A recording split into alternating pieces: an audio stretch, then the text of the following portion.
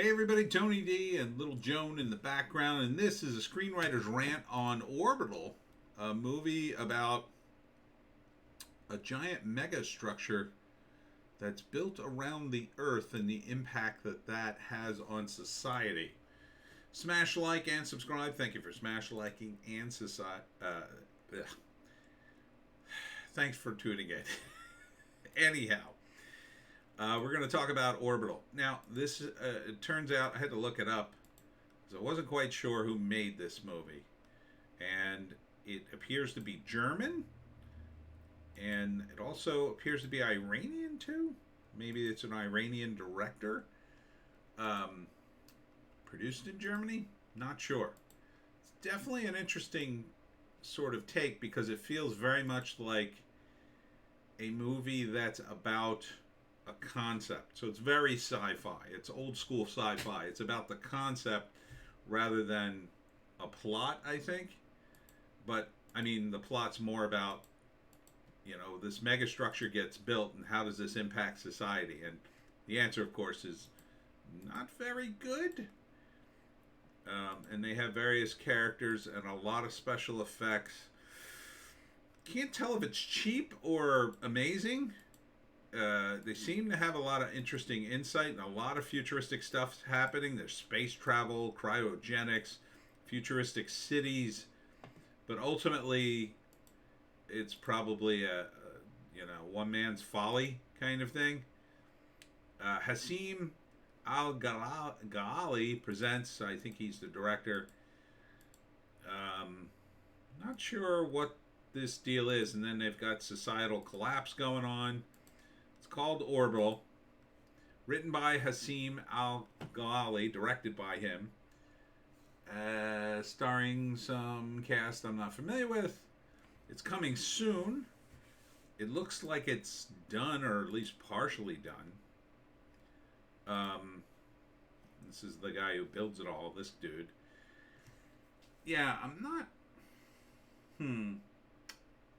It looks ambitious. I'll say that. By the way, messed up the other day. I was looking at the trailer for Holy Spider. The Iranians are Persian. They're Persian. I said Arabic. I think I either implied or said that they're Arabic. They're Persian. I always forget that. Sorry. Anyhow, so I guess the deal is, it's like a climate change kind of thing, right? So they're doing this giant structure to help the Earth, but it has a lot of negative consequences because it's so huge. But maybe it's necessary. I don't know. And then this is a historian saying, the future won't look kindly on this man who built this giant thing. Maybe at this point, it seems like it's quite far along in the process and they're not going to tear it down now. Like whole cities are sitting on it.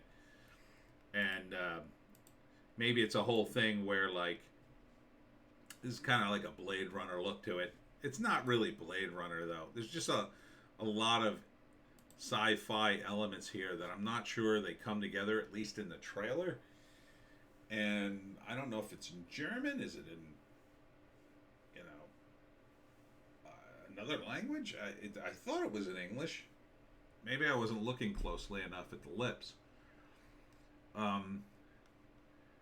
Can't tell really what the plot is other than this had a negative impact on things.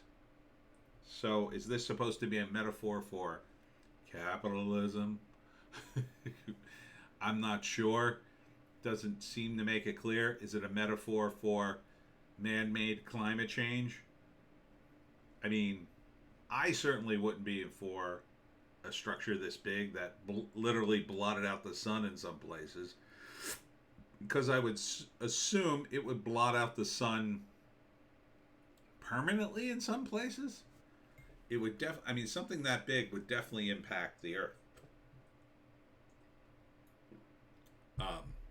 to a large negative degree, I would say.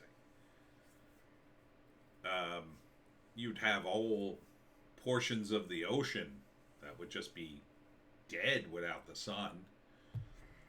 So I'm not sure this technology, judging by the way we're progressing in technology, I don't know if we would build anything like this. How could you? It's so massive, right? I mean, what would we even make it out of that we'd have enough of it? You know? Like, it's not made out of cement. You couldn't make it out of cement. It would have to be made out of, like, you know, the stuff that the space shuttle was made out of, and steel, and I don't even know there's enough steel on the planet to make it. Now, I guess it's the future, so you could bring back some stuff, but it seems too big. Seems like you would do smaller things first, and then maybe transition to this because the smaller things worked, right? Like maybe you'd build, I don't know, a small orbiting space station and derive some sort of benefit from that, and then say, oh well, this is working out spectacularly, let's build a bigger one and bigger one. Well, let's have one permanently anchored to the ground that encircles the whole planet two ways, because it goes around the planet and then around the other way too. But it literally looks so large. I think it would impact the rotation of the Earth. But maybe that's the point. Yeah, see, it goes two ways. And then why is the Earth looking so small as compared to the moon? I'm not sure. Maybe it's a shot from the moon. I don't know. This, I mean, to me, this is obviously, yes, this would be a negative thing. This would negatively impact the weather and things on the planet. So why are they doing it? Are you making assumptions that I'm not on board with? Like, oh yeah, we'll have 50 trillion billion people on the planet, and there just won't be enough new room for them all, and people are starving in the streets every day. I mean, if you start with that premise, maybe you'd understand why. I mean, the background there looks like Mega City 1 combined with, you know, the cities in Star Wars. But you would imagine in that time period, I mean, look at how fast the internet has innovated things and changed things, right? So just the internet alone in that time would change things. I don't think it would be so now that we've had that technology. I mean, if you looked at this movie in the 80s, you might say, yeah, this is where we're headed to some degree. But the technology is different now. It's very light. You know what I mean? It's like you just, you know, don't need this many things. You know, the Earth is pretty empty. It's pretty empty when you really get right down to it. I mean, look at Canada. Canada is bigger than the United States, I think, or at least the same size.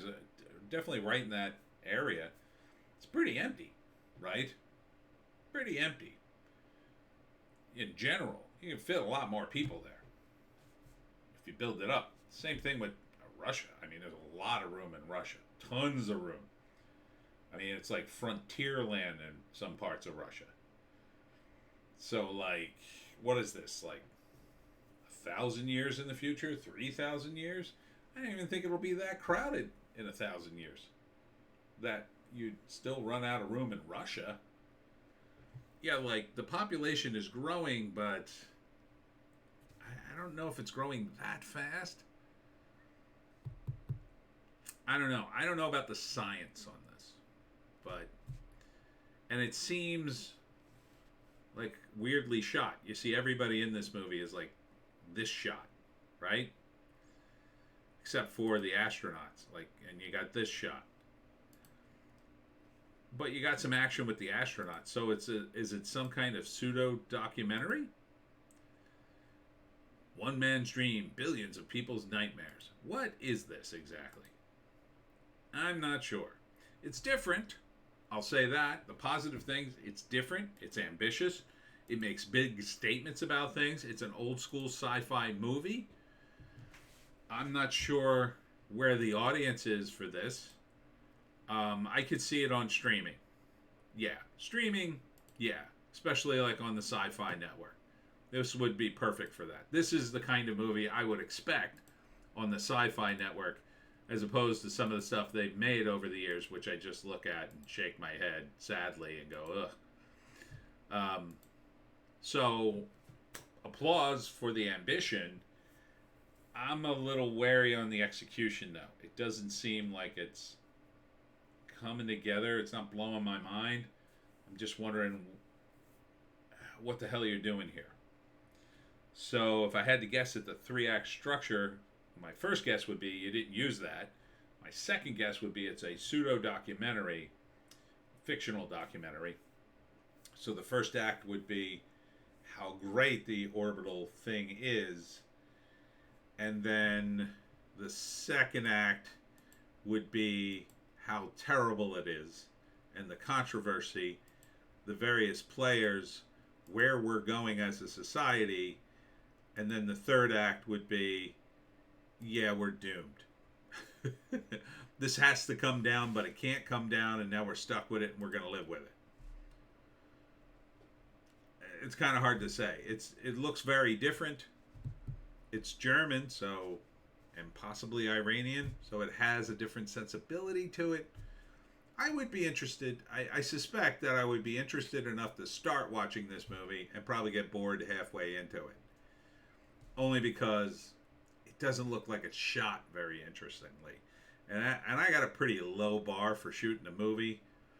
But, I mean, you know, if you're going to shoot it pseudo-documentary style, I think you could do a little more with that. And if you're not, then you definitely got all kinds of things to do that I'm not really seeing here.